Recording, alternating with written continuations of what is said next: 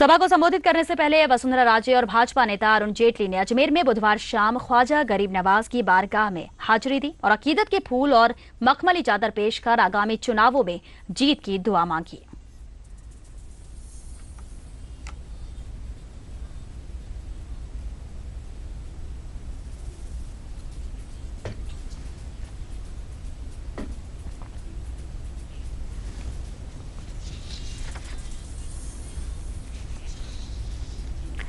भाजपा की स्वराज संकल्प यात्रा अजमेर संभाग में संपन्न हो गई है। वसुंधरा राजे की अगुवाई में पार्टी को टोंक, भीलवाड़ा, नागौर और अजमेर जिले में मिले जन समर्थन से पार्टी नेता और कार्यकर्ता बेहद उत्साहित हैं। वहीं खुद वसुंधरा राजे के भी जनसभाओं में उमड़ी भीड़ से हौसले बुलंद दिख रहे हैं। हमारे संवाददाता बाबूलाल धायल ने वसुंधरा राजे से स्वराज संकल्प यात्रा के दौरान बात की। भाजपा की स्वराज संकल्प यात्रा अजमेर संभाग में 7 जिलों के दौरे में वसुंधरा राजे को जोरदार जन समर्थन मिला है। मैडम, आपने कहा था कि सरकार ने 4.5 साल में क्या किया है, इसकी मैं हकीकत जानने के लिए निकली हूँ। धरातल पर आपको ऐसी कौन कौन सी चीज़ें दिखी हैं जिसको लेकर के आप अब लोगों को बताएंगे? उन चारों संभाग में मैंने जो चीज़ पाई वो सब एक सी थी। लोगों को उनकी मूलभूत सुविधाओं से वंचित रखा गया है। पानी की स्कीम्स जो आगे बढ़ा देनी चाहिए थी वो नहीं बढ़ी हैं। जगह जगह पे फ्लोराइड युक्त पानी मिल रहा है। बिजली की जोरदार कमी है, चाहे वो घरेलू बिजली का काम हो, चाहे वो किसानों की बिजली हो।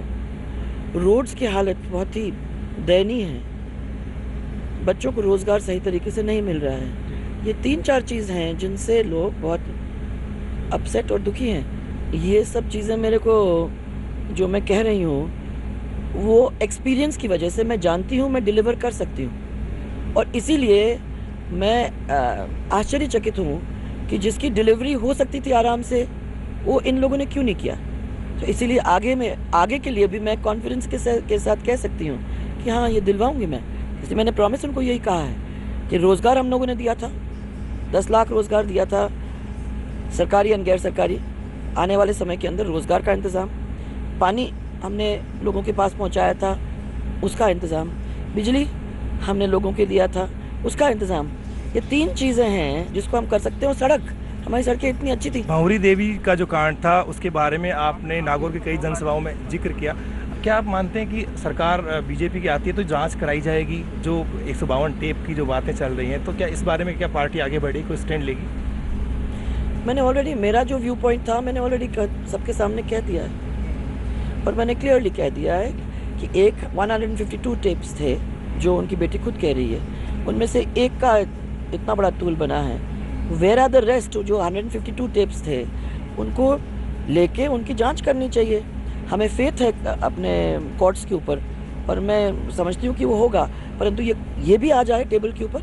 जन सैलाब उमड़ रहा है, तो ये जो पब्लिक आ रही है आपको देखने सुनने, वसुंधरा राजे ने महसूस क्या किया? ये मैं समझती हूँ कि इतना बड़ा रिएक्शन है, लोग एब्सोल्युटली फेड अप हैं। आखिर में चारों ओर उनको सुनाई दे रहा है, देखो ये गुजरात चला गया, 15 साल उनने काम कर लिया, देखो कितना अच्छा हो गया स्टेट, पूरी दुनिया में उनका नाम हो गया, बच्चों को नौकरी मिलती है, जो मूलभूत सुविधाएं सबको मिल रही हैं। और यहाँ 53 साल का राज, एक छत्र राज, एक पार्टी को 65 साल में से आप मेरा राज निकाल दीजिए, 5 साल, 7 साल भैरव सिंह जी का निकाल दीजिए, 53 साल कांग्रेस को दिया गया है। और आज राजस्थान के अंदर सिंपल मूलभूत सुविधा नहीं मिल रही है। ये थी वसुंधरा राजे, जिन्हें पूरा यकीन है कि इस बार जब चुनाव होंगे तो जनता बीजेपी को आसानी से चुनाव जिताएगी और फिर से भाजपा सत्ता में लौटेगी और प्रदेश में स्वराज आकर रहेगा। कैमरा पर्सन राजेंद्र चौधरी के साथ स्वराज संकल्प यात्रा में बाबूलाल धायल, ईटीवी न्यूज़, पुष्कर। खबरें भी और भी है, देखेंगे इस ब्रेक के बाद।